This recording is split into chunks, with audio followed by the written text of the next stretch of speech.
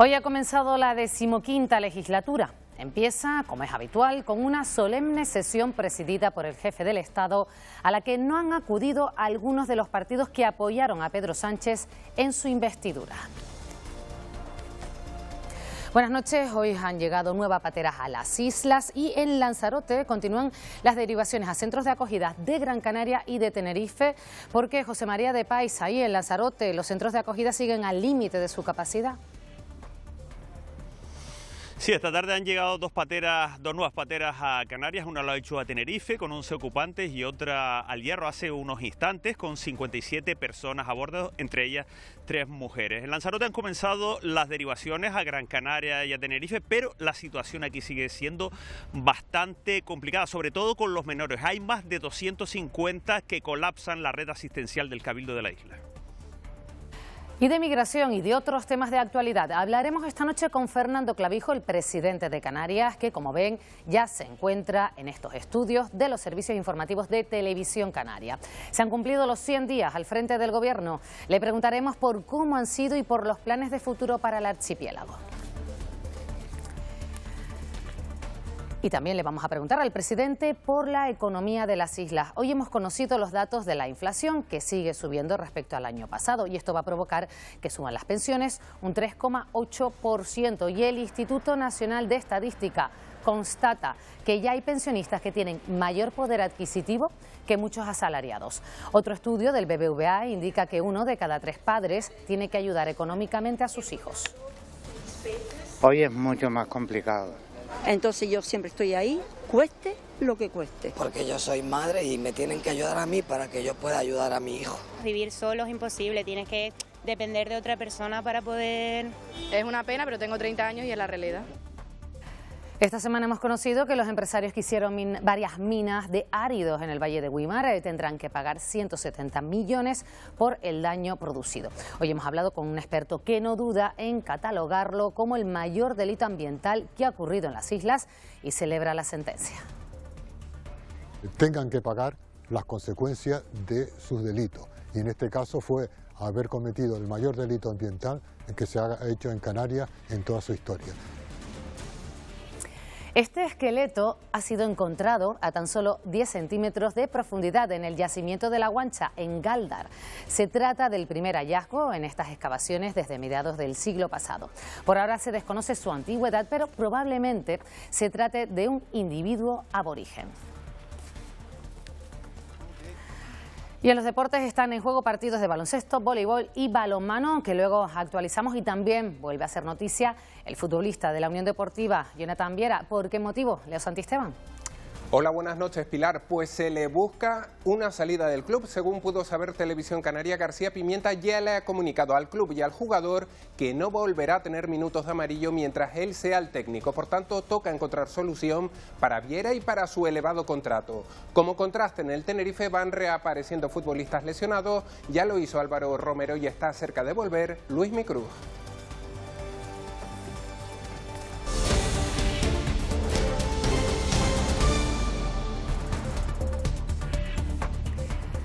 Ha comenzado la 15ª legislatura, una sesión solemne presidida por los Reyes, en la que Felipe VI ha defendido la importancia de la unidad de España. El discurso del jefe del Estado, que apeló varias veces a la Constitución, no ha sido escuchado por los grupos independentistas que no acudieron al Congreso. Con toda la solemnidad se anuncia la llegada de los reyes y la princesa, escoltados por la Guardia Real y recibidos por quien presidirá la legislatura que se viene a inaugurar. Un viva rompe el silencio. Después llegan himno, foto de familia, paseillo, reverencia a la bandera y detrás del rey se une el resto para los saludos. Más fotos, es una mañana fría. Y ya dentro del hemiciclo, sus señorías aguardan a esta, la tercera vez que el rey abre nueva legislatura. Es en cambio la primera ocasión para ella. Se hace pública la adhesión solemne de la princesa a los valores y principios constitucionales. El rey citó casi una decena de veces la palabra constitución en ausencia de los partidos que declinaron a asistir por ser republicanos. Una constitución que es el alma de nuestra democracia y libertad. También apeló a una España cohesionada y la presidenta del Congreso pidió evitar crispación y ruido parlamentario. Una España sólida y unida, sin divisiones ni enfrentamientos. La decisión de esta mayoría parlamentaria es legítima y emana de la voluntad de los ciudadanos ejercida el 23 de julio. El discurso del rey se prolongó poco más de 10 minutos. Casi el doble de tiempo se llevaron estos apretones de mano que precedieron al desfile militar y la despedida de la comitiva real. Otro discurso que ha generado polémica ha sido el de la presidenta del Congreso, muy criticado por el Partido Popular, que lo ha calificado como sectario. Hemos estado respetuosos, pero aplaudir esta provocación nos parece absolutamente inadecuado. Insisto, es el peor discurso de un presidente del Congreso que yo he escuchado. No tener ningún sentido institucional, ninguna respeto ni cortesía parlamentaria. Es no tener educación y no saber estar en los sitios, una vez más. Va a ser la legislatura de subir los salarios, de mejorar el subsidio de desempleo, va a ser la legislatura del tiempo de vida, en definitiva, va a ser un país mejor. Y todo esto con más democracia. Comienza una legislatura programada para la liquidación del Estado de Derecho en España y que nace de un pacto ilegal con prófugos de la justicia. Hoy hemos conocido los datos adelantados de la inflación de noviembre. Según el INE, en toda España los precios han subido un 3,2% respecto a hace un año. Hay que tener en cuenta que hace un año ya habían subido un 6,8% respecto a noviembre de 2021. Eso sí, con respecto al mes anterior, los precios han bajado 3 décimas, en parte por el abaratamiento de los carburantes y los paquetes turísticos. Con ese dato, el Gobierno proyecta una subida de las pensiones en 2024 del 3,8%, una subida que se produce cuando el gasto en pensiones ha alcanzado niveles récord. Los expertos ya alertan de las consecuencias de esta medida. El año que viene los jubilados ganarán de media 52 euros más. Yo estoy súper contenta. Pues no sé si es mucho o es poco. Pero luego te suben por otro lado. Pues me parece muy mal. Para combatir la inflación, las pensiones subirán un 3,8% en 2024. Y aunque el Gobierno asegura que esta subida da seguridad... Es importantísimo ese mensaje de certidumbre, de seguridad y garantizar ese poder adquisitivo a nuestros pensionistas. Los ciudadanos dudan del sistema. Pues no voy a negar que lo veo muy negro. No hay quien lo pague. Según va el tema... Hazte un plan de pensiones. Y los expertos advierten. Si nos empeñamos podemos mantener estas pensiones, pero nos quedará poco para otras cosas que también son necesarias. Si nos vamos a los datos, este año el gasto en pensiones superará por primera vez la barrera de los 12.000 millones de euros. El poder político de los pensionistas son un grupo muy influyente, son muchos, todos votan. De hecho, si vamos más allá, vemos cómo los pensionistas son los únicos que han ganado poder adquisitivo en estos últimos 15 años. El proteger a ultranza a todo riesgo, a todos los pensionistas frente a cualquier contingencia, seguramente no es lo más justo. Y cuando preguntamos a los jóvenes sobre el futuro de las pensiones, el pesimismo reina en las calles. Yo creo que no poder cobrarla. Sí, ¿no? Algo nos darán. En los despachos, los especialistas mantienen la calma. No hay, yo creo, ningún riesgo de que el sistema público de pensiones desaparezca. Aunque admiten que el coste de las pensiones será aún más elevado. Y la Fundación BBVA da otra cifra reseñable. En un estudio, cada vez son más los padres, 1 de cada 3, que tienen que ayudar a sus hijos independizados a salir adelante. Hijos que ganan menos que sus progenitores. Llegar a los 60, estar pensando en la jubilación y en realizar esos viajes que siempre has querido. Planes que se ven truncados porque hay que ayudar a los hijos a salir adelante. Yo sé lo mal que se pasa de joven y criando hijos, entonces yo siempre estoy ahí, cueste lo que cueste. Porque yo soy madre y me tienen que ayudar a mí para que yo pueda ayudar a mi hijo. Un estudio asegura que más del 35% de los progenitores mayores de 60 han ayudado a sus hijos en el último año, haciéndoles la compra, pagándoles la luz, el agua o gastos extraordinarios. Estoy opositando porque se ha visto como que es un fracaso tantos estudios para al final no tener posibilidades reales. Es una pena, pero tengo 30 años y es la realidad. Erika tiene 23 años, un trabajo pero un sueldo que no le llega para cubrir los gastos. Un poco difícil. Todo lo que es el alquiler, la comida está carísima. En este estudio también se habla de patrimonio. El 88% cree que debe dejar herencia a sus hijos, sin importar la relación que mantienen. Pues para ellos, lo que tengamos nosotros en matrimonio, pues para ellos. Yo no pienso ese futuro de herencia. Yo creo que la mejor herencia es el análisis y el estudio que ellos puedan tener. Cambian las realidades porque muchos jóvenes ganan menos que sus padres. Aumenta también el precio de la vivienda en Canarias. Adquirir ahora una vivienda es un 8% más caro que hace un año, pero también se complica el acceso a un alquiler. La población canaria destina un 30% de su salario mensual al pago de la hipoteca. Es una de las cifras más altas del país. El metro cuadrado ha subido hasta los 1.733 euros. Existe una ligera disminución del número de operaciones, en este caso tanto de ventas como de hipotecas, pero esa disminución es inferior, o sea, es más suave que la disminución que se está produciendo en general en el resto de España.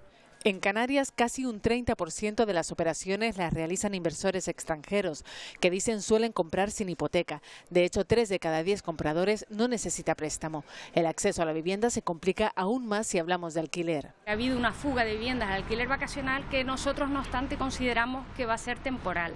Ahí sí consideramos que hay una especie de burbuja, pues porque, uno, la demanda de vivienda vacacional no es ilimitada, o sea, y no es tan fácil rentabilizar una vivienda vacacional. Prevemos que haya un retorno al mercado tradicional. Aunque para ello, insisten desde el sector inmobiliario, habría que revisar la nueva ley de vivienda, incentivar a los propietarios de casas vacías y la construcción pública. El consejero de Educación, Poli Suárez, continúa manteniendo reuniones con las diferentes comunidades educativas de las islas. Hoy ha sido el turno de Lanzarote, donde se ha hablado, entre otras cuestiones, de los problemas en las infraestructuras. La comunidad educativa conejera en Peso ha recibido al nuevo responsable de educación del Gobierno de Canarias. Poli Suárez prefiere escuchar primero antes de pasar a la acción. Burocracia, infraestructuras educativas, programas que hay que llevar en los centros, no solo un día específico, sino a lo largo del año, programas de salud mental, de obesidad infantil, todo lo que conlleva mejorar la calidad educativa del archipiélago. Y pese a que el resultado de la encuesta será determinante para conocer la realidad de las carencias que hay en la isla, ya hay algunos aspectos en los que se ha puesto el foco de atención. Es la problemática que hay con las infraestructuras educativas. Muchas de ellas tienen muchos años, ya son tan obsoletas, muchas de ellas que tienen necesidad de reformas o de pequeñas cosas a las que no se ha podido atender. Se espera que dentro de unas semanas haya un diagnóstico firme de la actual situación de la educación en la isla, para a continuación trabajar en consecuencia. Las negociaciones continúan a esta hora en Qatar para intentar extender la tregua en la Franja de Gaza, que expira en apenas unas horas. Mientras tanto, continúa el intercambio de rehenes y presos. También muchos palestinos han podido comprobar la destrucción completa de sus barrios. La ausencia de las bombas ha permitido volver a ver sonreír a estos niños en la Franja de Gaza. Estamos muy felices, dice esta menor, que junto a las decenas de niños que viven en este refugio han podido disfrutar de actividades aprovechando la tregua. Mientras tanto, los intercambios de rehenes y presos continúan y las negociaciones apuran las últimas horas para extender la tregua más allá de este jueves. No hay posibilidad en la que no volvamos a luchar hasta el final, advierte Sosí Netanyahu. Todo el trabajo y el esfuerzo de 30 años desapareció en un momento, se lamenta este hombre, que ve cómo su casa y las de todo su vecindario se han convertido en escombros. En donde no hay tregua es en la Cisjordania ocupada, donde las autoridades palestinas denuncian que el ejército israelí ha vuelto a matar a 2 menores en una nueva operación. Medio centenar de personas se ha manifestado hoy en Fuerteventura por el Día Internacional de Solidaridad con el pueblo palestino. Piden el alto al fuego definitivo y la paz en Palestina para que todas aquellas personas que han tenido que emigrar por la guerra puedan volver a su lugar de origen. Reivindicando un alto al fuego duradero que permita una paz justa en el futuro para Palestina, el retorno de los refugiados a sus territorios usurpados y ocupados por Israel y fundamentalmente que se detenga la masacre y el genocidio al que está siendo sometida la población civil indefensa en Palestina.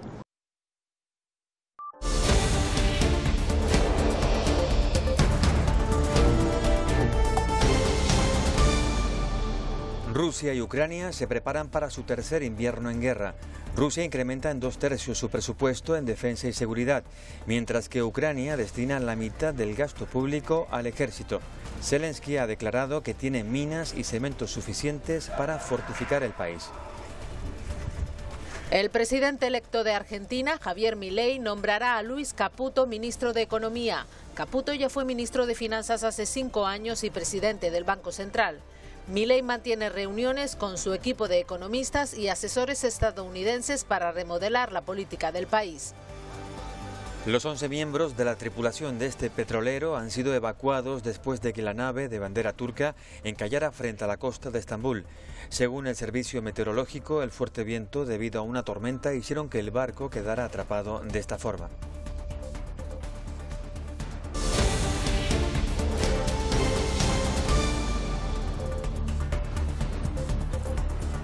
Continúan llegando embarcaciones con migrantes a las islas este miércoles, una a Tenerife y otra al Hierro. Aridia Marichal. Sí, esta tarde se ponía en marcha ese rescate con la Salvamar Adara a unas 10 millas al sur del Hierro. Era localizada una embarcación de fibra. Hace una hora aproximadamente se ponía en marcha todo el dispositivo en este muelle de la Restinga. Son 57 personas rescatadas, entre ellas 2 mujeres. En estos momentos continúa todo ese dispositivo de primera atención, dispositivo humanitario y sanitario, además del dispositivo de la Guardia Civil y la Policía Nacional. Se superan las 2.000 personas rescatadas en la isla del Meridiano en lo que va de noviembre. En otra isla, en Tenerife, también se ha llevado a cabo el rescate de 11 personas que eran atendidas sobre las 2 de la tarde en el muelle de los Cristianos en el sur de Tenerife. Pues una última hora, nos acaban de confirmar que en 20 minutos llegará otra patera a la isla de Lanzarote. En este caso viene con 47 personas a bordo. Aquí la situación es complicada, sobre todo con los menores no acompañados. Hay más de 250 repartidos en los espacios que en este caso Servicios Sociales del Cabildo de Lanzarote dispensa para ello. Sobre los adultos hay que decir que el CATE está desocupado gracias a las derivaciones que hoy han comenzado de 6 pateras a Gran Canaria y a Tenerife, y porque muchas de estas personas han sido trasladadas a una nave al exterior de Arrecife. Están tensionados, no digamos que desbordados, porque intentamos siempre darle un respiro y demás, pero sí estamos en una situación de ocupación 100% de forma continua. No pasemos de esa cifra razonable, en algunos momentos estamos tensionados, pero gracias a esos traslados pues no estamos hablando de 500 menores, porque a lo largo del año nosotros hemos atendido a más de 800 menores. 4 migrantes han fallecido en una playa de Cádiz después de ser arrojados de la lancha rápida en la que presuntamente les traían desde Marruecos. Algo similar ha ocurrido en otro punto cercano. Las autoridades investigan lo ocurrido y buscan a las lanchas que se han dado a la fuga tras arrojarlos al agua. Se ha conseguido rescatar a unas 30 personas. El Ayuntamiento del Pinar, en el Hierro, pone en marcha un canal de denuncia ciudadana. Es una herramienta que va a permitir dar parte del incumplimiento de alguna ordenanza municipal o de alguna ley de forma más general. Está disponible en la sede electrónica del consistorio, garantiza el anonimato y la confidencialidad de quienes denuncien y de los hechos expuestos. Serán las autoridades administrativas o judiciales las encargadas de resolver la situación. Al recibir ayudas europeas, que hemos tenido 3, tenemos la obligación de tener habilitada en la sede electrónica un canal de denuncias y dependiendo del tipo que sea, pues a lo mejor se tramita en el mismo ayuntamiento, se deriva a la Guardia Civil. 170 millones es la traducción a euros del enorme daño que han generado años de extracción ilegal de áridos en el Valle de Güímar, en Tenerife. La sentencia del Tribunal Supremo asume también que el daño es de tal magnitud que no puede ser reparado hasta el punto de que un episodio de lluvia intensa sobre las zonas afectadas podría tener consecuencias catastróficas para todo el valle. Es lo que queda de la cuenca del barranco de Badajoz a su paso por el Valle de Güímar. Podemos observar que si lo que ocurrió en el pasado ha traído todos esos acarreos, es evidente que en el futuro volverán a ocurrir eventos de ese tipo y tendremos entonces un gravísimo problema. El barranco de Badajoz es el cauce hidráulico con mayor capacidad entre los que hay en Tenerife. Unas precipitaciones intensas sobre zonas tan inestables como esta implican un riesgo serio. Es un enorme peligro. Tanto es así que en un hoyo que está en la parte superior de donde estamos ahora en este momento, han tenido que poner escolleras como si fuera un muelle para evitar los problemas de las lluvias fuertes, de las lluvias torrenciales, que en esta parte de la isla y en general en el archipiélago son relativamente frecuentes. Desde finales de los años 70, con el comienzo del desarrollo turístico en el archipiélago hasta el año 2007, se extrajeron cada día de minas como esta miles de toneladas de áridos a la vista de todos, sin contar con ningún tipo de permiso o licencia para hacerlo. Es una gran alegría que por una vez los delincuentes, y son delincuentes porque así lo han decretado los tribunales, tengan que pagar las consecuencias de sus delitos. Y en este caso fue haber cometido el mayor delito ambiental que se ha hecho en Canarias en toda su historia. La venganza como motivación de la mujer para convertirse en, por ejemplo, una asesina. Hablamos de ficción, del género negro y la evolución del estereotipo femenino, y sobre ello se disertó esta tarde en una nueva jornada del encuentro de género negro LPA Confidencial. Una mujer tumbada en la cama parece llorar, débil, pero no es lo que realmente ocurre. Y estoy harta de ti. Es la película Perversidad, una de las primeras que mostró el lado oscuro de la mujer en el género negro. Y a veces viene bien que también piensen que las mujeres podemos hacer cosas, podemos, por ejemplo, vengarnos. Sobre venganzas y el papel de la mujer en el género negro hablaron otras dos mujeres que explicaron cómo se pasó, por ejemplo, de Mrs. Fletcher o Mrs. Marple a un nuevo modelo de mujer en el género. Inteligentes, deductivas, que no tienen cargas familiares, pero luego pues ha venido la mujer más mala. Una tía como Lisbeth Salander, que no solo que es una hacker en informática, que es algo como dejados para, sino que se venga de las personas que hacen daño. Y de ese nuevo papel en este género surge una recomendación. A las chicas les conviene leer novela negra. Una forma de saber cómo se queman los viejos paradigmas del género.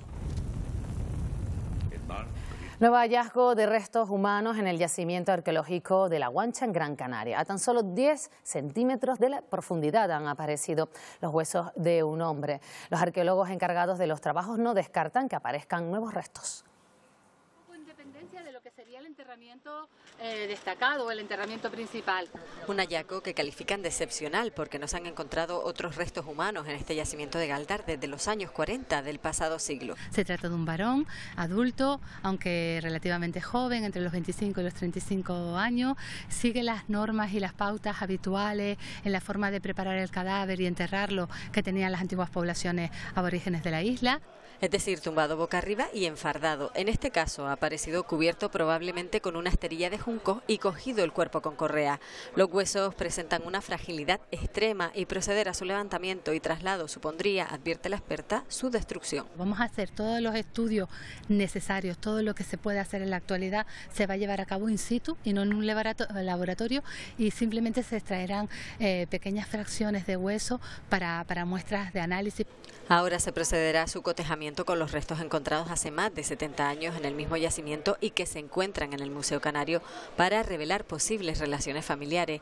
Los arqueólogos encargados no descartan que aparezcan más restos humanos en La Guancha. Fue un referente musical para muchos jóvenes de los 90 en Tenerife, una época en la que un estilo de música de baile londinense se coló en Canarias, el hardcore.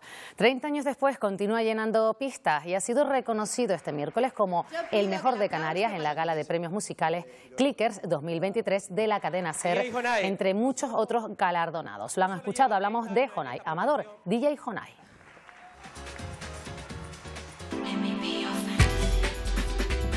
Salía del colegio, iba a la radio a pinchar. Con mi maleta de libros tenía mis discos y ahí pasaba días y días y días hasta que de repente me vino una fiesta a finales del 93 que me llevó mi hermano a Nueva York y aquí estoy 30 años después.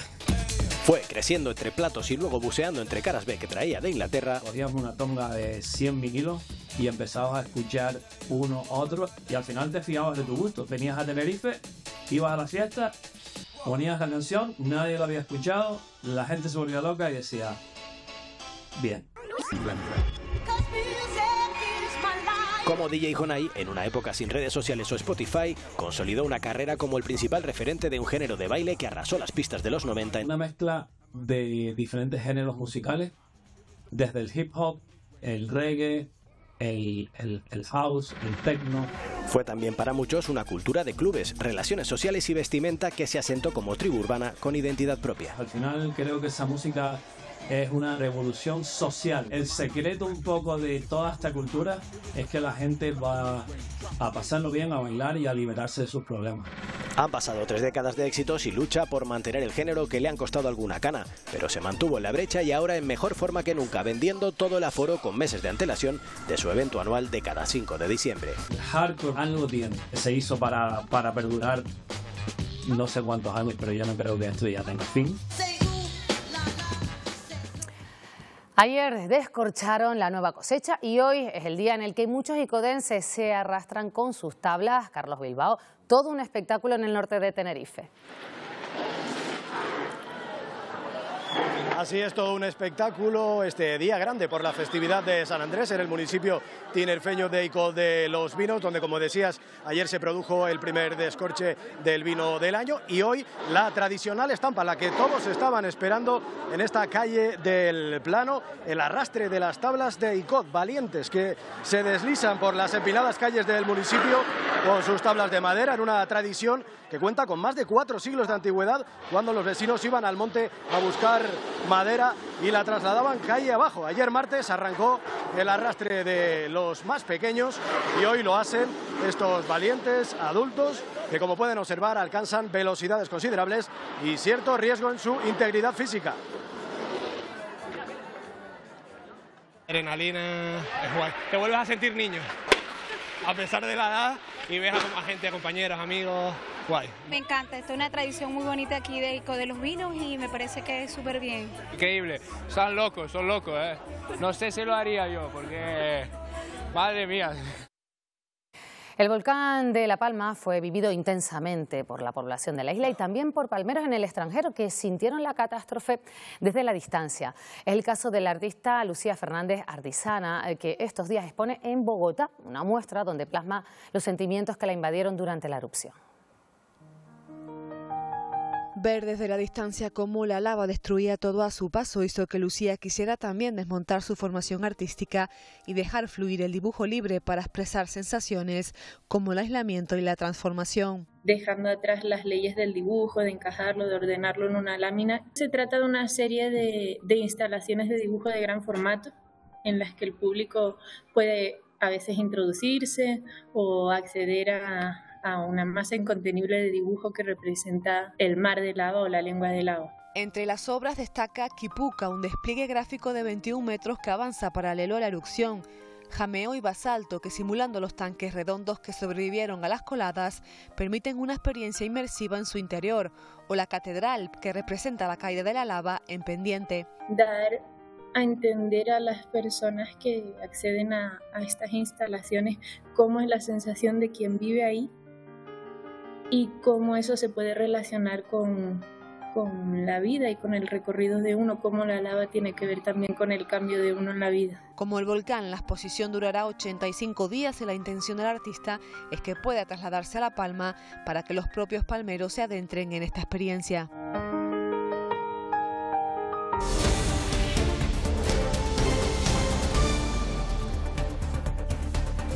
El nuevo gobierno de Canarias ya ha cumplido más de 100 días al frente del Ejecutivo. Son muchos los asuntos que han marcado este inicio de legislatura y vamos a analizarlos con el presidente de Canarias, que esta noche nos acompaña aquí en directo en el plató. Muy buenas noches, Fernando Clavijo. Hola, muy buenas noches. Como decíamos, ya son más de 100 días, me apuntaba 120 los que llevan gobernando Canarias en esta nueva legislatura. A modo de titular, ¿qué han podido hacer en este tiempo? Yo creo que nos hemos encontrado una Canarias peor de lo que esperábamos y lo que hemos intentado ordenar en estos primeros días y cuyos asuntos más prioritarios, como puede ser el presupuesto, como puede ser la dependencia, como puede ser los pagos debidos o el agujero de sanidad, tratar de cubrirlo para que los servicios públicos no se sientan resentidos, ¿no?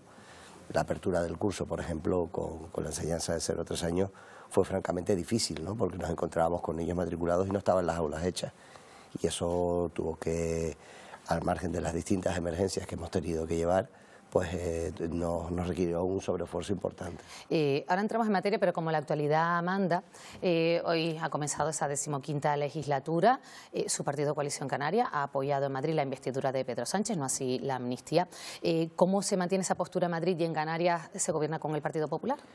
Bueno, porque no tiene nada que ver una cosa con la otra. El acuerdo con el Partido Popular en Canarias es un acuerdo con un programa de gobierno para gobernar Canarias y la mayor parte de las instituciones, y en este caso el señor Pedro Sánchez ya tenía 178 votos, no necesitaba el voto de Coalición Canaria para ser investido presidente, pero nosotros sí habíamos dicho que si había un compromiso claro con la agenda canaria, pues estaríamos dispuestos a apoyar una legislatura, no solo la investidura, porque para nosotros lo importante es que a lo largo de estos años se cumplan con Canarias y se cumpla con las necesidades que tiene Canarias, y ahí está ese acuerdo con 25 puntos que se han firmado y que desde luego empezaremos a ver su materialización pues desde los presupuestos que se aprobaron por la ¿Y será posible con lo crispada que está esta legislatura? Lo hemos visto esta mañana, por ejemplo, no han querido ir los partidos independentistas, no sé, ¿realmente será buena para nuestro archipiélago? Bueno, si cumple con la agenda canaria que firmaron, será buena para el archipiélago.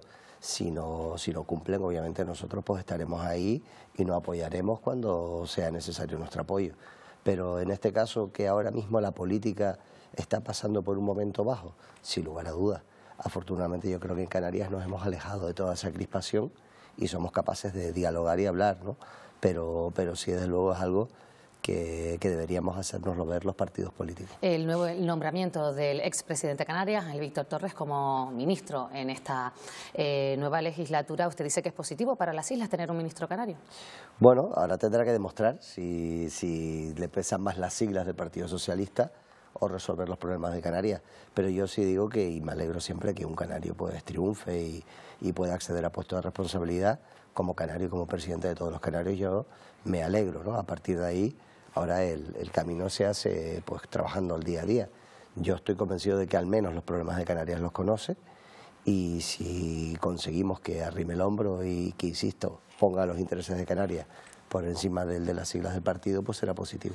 Ahora mismo están en trámite pues el proyecto de presupuestos de Canarias, pero hay voces en contra.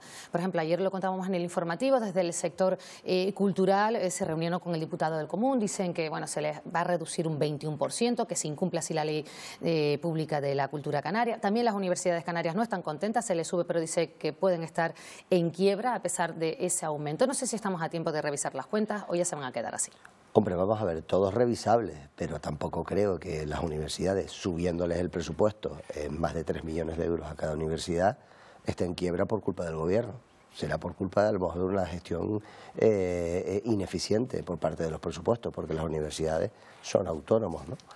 En el caso del sector cultural, lo que nosotros hemos hecho es ir a un presupuesto ejecutado, es decir, tú puedes hacer un presupuesto muy bonito, luego no ejecutarlo y el dinero no llega, con lo cual ¿de qué te sirve? ¿Qué hemos hecho nosotros? Hemos cogido la ejecución del presupuesto del 2023 y frente a eso lo que hemos es adaptado el presupuesto a la realidad. Lo otro es lo que se ha venido haciendo estos últimos 4 años, un presupuesto que no se parece a la realidad. Por eso nos hemos encontrado 580 millones de euros de agujero en sanidad, o más de 100 millones en educación, o más de 90 millones de euros en servicios sociales. Entonces, lo que hemos es adecuado en este primer presupuesto, que todavía no está aprobado, adecuarlo a lo que realmente se ha gastado y las necesidades reales. A partir de ahí, por supuesto que en el trámite parlamentario se puede mejorar y por supuesto que nosotros estamos en disposición de mejorarlo. Pero claro, no queremos engañar a la gente, queremos ser transparentes, no queremos hacer un presupuesto y luego ejecutar otro. Hablando de estos 120 primeros días y mirando al Parlamento, los grupos de la oposición lo han acusado a usted de incumplir una promesa en la campaña electoral, que se comprometió a bajar el IGIC del 7 al 5%. No sé si antes de las elecciones no se podía haber hecho ese cálculo. Bueno, no, porque cuando llegas a las elecciones es cuando te das cuenta, cuando llegas en este caso a las responsabilidades, que tienes 580 millones de euros de déficit en sanidad, o los que he dicho ya para no repetirme en educación, ¿no? Entonces, primero que tenemos 4 años para cumplir el programa electoral, no se cumplen los primeros 120 días. Segundo, que hemos quitado el impuesto de sucesiones y donaciones, hemos bajado el IGIC, por ejemplo, los productos de veterinaria, los productos que tienen que ver con todo lo que se compra para la dependencia. O sea, que hemos hecho toques puntuales al combustible, por ejemplo, en este caso industrial para los hornos y las lavanderías, y hemos subido otros, como puede ser el del tabaco o como puede ser el de las bebidas azucaradas, por poner un ejemplo, ¿no? Pero no tenemos que cumplir todo el programa electoral en 120 días. Vamos a ver, y teniendo en cuenta además que hemos hecho un presupuesto a ciegas, sin que el Gobierno de España nos haya dado ni un solo dato, con lo cual creíamos que era importante tener presupuesto y lo hemos hecho prudente. Vamos, de lo que habla la gente en la calle, sabemos que en nuestro país la economía va mal, pero es que luego cada vez que incluso aquí en el informativo damos cualquier estadística o informe socioeconómico, Canarias está entre las peores comunidades. ¿Cómo podemos hacer para que la cesta de la compra, que cada día está más disparatada, los alquileres, el acceso a la vivienda, nuestra calidad de vida, la de los canarios, mejore? Bueno, pues yo daba recientemente en la APD una mini conferencia, por llamarlo de alguna manera, en la que hablaba de la productividad. Y la productividad es fundamental para poder incrementar los salarios, que suba el valor añadido, que suba el Producto Interior Bruto. Y daba un ejemplo muy claro. Si la productividad de los canarios fuese igual a la de la media de España, tendríamos 11.000 millones de euros más de PIB. Y estaríamos en un PIB per cápita en torno a los 25.300 euros al año, que sería el 92% del PIB per cápita de la media española. Luego necesitamos, invirtiendo en educación, invirtiendo en innovación, invirtiendo en ciencia, necesitamos mejorar nuestra productividad. Y esa va a ser una de las tareas, tanto en el sector público como en el privado. Y a partir de ahí, en la medida que la riqueza vaya subiendo, pues evidentemente todos los indicadores sociales irán mejorando. Es que nos llamó la atención porque pues, antes de ayer en un foro usted decía, que usted es economista, que en materia económica viene en curvas. Sí, viene en curvas. Vemos que estamos viendo cómo la eurozona está desacelerándose. Vemos cómo los tipos de interés no van a seguir subiendo, pero van a mantenerse sobre el 4 y pico %. Hemos visto los datos de cómo han caído de manera drástica los alquileres y las hipotecas en Canarias. La macroeconomía está dando síntomas de frenarse. Y si una economía no crece más del 2%, no genera empleo. Luego tenemos que hacer ahora un sobreesfuerzo de las administraciones públicas para favorecer que haya actividad económica. Hablando de administraciones públicas, también en los foros empresariales siempre se denuncia la burocratización de la administración pública, la falta de agilidad al hacer trámites. Dentro de la administración pública canaria, ¿cómo se puede ser más eficaz? Bueno, yo creo que tenemos que reducir los procedimientos. Lo que pasa es que intervienen. Lo más que se quejan, por ejemplo, es pues, un proyecto de alguien que quiera construir una infraestructura. En la declaración de impacto ambiental, la licencia del ayuntamiento. Somos muchas las administraciones que intervenimos, ¿no? Nosotros nos hemos puesto una tarea y es la reducción del 30% de procedimientos y el 30% de tiempo de respuesta. Y lo que vamos es a coger, por ejemplo, un dato que salió ayer, procedimiento por procedimiento, porque son más de 170 los procedimientos administrativos que tiene el Gobierno de Canarias, solo el Gobierno. Luego ahí, en la dependencia, no solo hemos cambiado los requisitos y el decreto de acceso a la dependencia, sino que al final hemos ido acortando plazos. Eso nos ha permitido reducir en 4 meses el tiempo medio de espera. Lo que pasa es que tienes que ir cogiendo procedimiento a procedimiento, porque si quieres hacerlo todo a la vez, se genera un caos, ¿no? Nos vamos a meter también con las declaraciones de impacto ambiental, nos vamos a meter también con lo que son la discapacidad y la valoración de la discapacidad. Nos vamos a meter con varios procedimientos que poquito a poco, aquellos que entendemos que más afectan al ciudadano, los vayamos a poder acometer en los próximos meses. Me gustaría pararme un momento en el tema de la vivienda. Lo contamos informativo, como digo, tras informativo. Hoy también cómo se dispara el precio en Canarias, las pocas que hay y lo caro que están. ¿Cómo se puede regular? ¿Cómo podemos acceder a una vivienda? Tanta gente que a lo mejor es una persona sola, un solo salario, o bien jóvenes que quieren independizarse. Construyendo más viviendas, eso es oferta y demanda. Si al final hay más oferta, bajará el precio. ¿Y está planificado construir más en esta legislatura? Ahí está la parte pública y la parte privada. Ahí tiene que ver también la reducción de los procedimientos administrativos. Nosotros necesitamos que el sector privado haga vivienda. Necesitamos que el sector privado haga vivienda de protección oficial. Aquella de acceso, en aquella época era régimen general y régimen especial. Y necesitamos que las administraciones públicas hagamos vivienda pública. Luego, el alquiler asequible, si tú al final, que lo vamos a hacer, modifican los módulos que están desde el año 2000 para construir los módulos del precio por el metro cuadrado que puedes construir y lo actualizas, habrá empresas privadas que les interese hacer viviendas de protección oficial o de alquiler asequible y ponerlas al alquiler. Y luego, por otro lado, regular el alquiler vacacional, que también ha quitado vivienda y lo ha convertido en cama turística, ¿no? Por lo tanto, nosotros vamos, por supuesto, a hacer más vivienda pública, pero el problema gordo de la vivienda, como tú bien has dicho, no es la vivienda social, es que tú en Fuerteventura o en La Palma o en Lanzarote, un médico o un profesor que está destinado allí no puede pagar el alquiler. Y ese nunca va a estar en la vivienda pública, esa tiene que estar en la vivienda privada o aquellos de alquileres asequibles, ¿no? Y esa es la clave donde tenemos que invertir, no solo recursos, sino gestión. Son tantas las preguntas, voy a poner sobre la mesa la palma, porque resulta que se puede construir sobre las coladas. Se trata de, bueno, devolverle un poco a esas personas que perdieron todo lo que tenían, pues poder intentar de aquella manera a vivir en casi las mismas condiciones, ¿no? En el mismo lugar por lo pronto. Sí, no en todo, porque hay parte de las coladas que se ha dicho desde, pues, pero la parte de la Fajana al mar es del Estado, luego hay otra parte que se quiere dejar como darle un grado de protección paisajística por la erupción, luego hay otra parte que todavía está caliente y luego, perdón, hay una parte en la que sí se va a poder construir. ¿Qué es lo que hemos querido hacer con el decreto?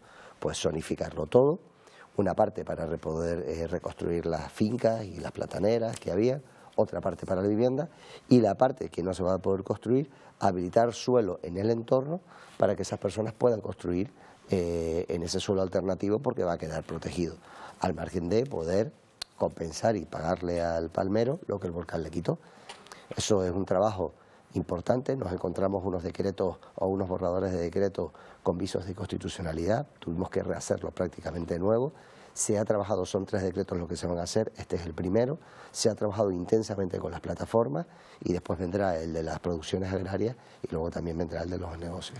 No quiero dejar de preguntarle por inmigración. El 18 viene la comisaria europea de Interior a conocer la realidad migratoria en las islas. También ha solicitado una reunión con los tres ministros que están relacionados con el tema de la migración.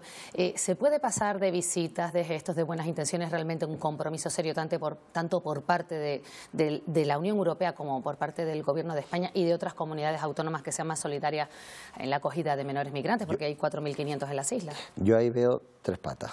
O sea, la primera, desde el punto de vista de la Unión Europea, lo que tiene la Unión Europea es que definir una política migratoria común, cosa que no ha hecho. Cada Estado miembro, cada país... No se llega a un pacto migratorio. No, esperemos, hay uno que está bastante avanzado. Cuando estuve en Bruselas la semana pasada lo pude ver con los grupos parlamentarios, tanto socialistas populares como el Renew, y al final, a ver si antes del 9 de junio, que son las elecciones europeas, se consigue por lo menos acordar un básico. En segundo lugar, yo sí tengo que decir, y he sido crítico con el Gobierno de España, pero en el caso del ministro Escrivá, en los últimos tiempos la respuesta que ha dado a los adultos ha sido razonablemente positiva. Y fue el único de los ministros, cuando llegué e hice las primeras zonas, que dijo, se nos viene un problema encima, vamos a prepararnos. El único. Y ahí tengo que decir que la respuesta del ministro Escrivá, hoy ya no ministro de Migraciones, fue adecuada. Y el grave problema lo tenemos con los menores no acompañados. Y ahí ya no es un tema de solidaridad de las comunidades autónomas, es que no tenemos que estar pendientes de la solidaridad. Tiene que ser una responsabilidad del Estado y se tiene que distribuir con criterios que garanticen los derechos de los niños y las niñas. Y eso, la ministra anterior, Ione Belarra, no se me puso al teléfono ni una sola vez. Absoluta decidida. Nosotros esperamos que con este nuevo gobierno no solo pusimos en la agenda canaria la modificación de la ley, cosa que el presidente dijo en el debate de investidura, sino que se nos dé una respuesta. En enero está previsto que le traslade al Papa, ¿no? La emergencia humana de la Ruta Canaria de Migración. ¿Es una manera de visibilizar este Sí, drama? yo creo que es una manera de visibilizar y yo estoy muy agradecido a su santidad y a los obispos canarios y al nuncio que hayan posibilitado este encuentro. Siempre el Papa ha sido muy sensible. Ya estuve en otra ocasión cuando López Arms, que tuvieron una recepción, y yo creo que este asunto es de vital importancia para la humanidad.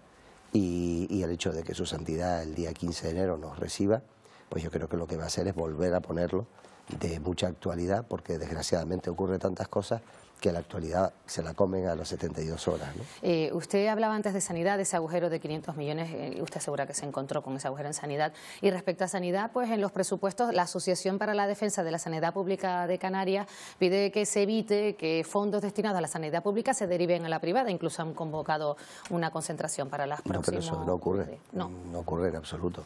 A ver, tú puedes prestar el servicio y la sanidad pública cuando realmente no le cuesta al ciudadano un euro.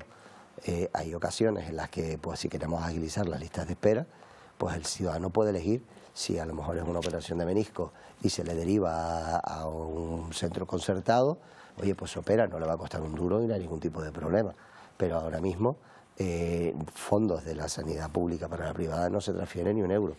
Y para terminar, recordamos que mañana se celebra el funeral por Jerónimo Saavedra, fue presidente del Gobierno de Canarias, ministro.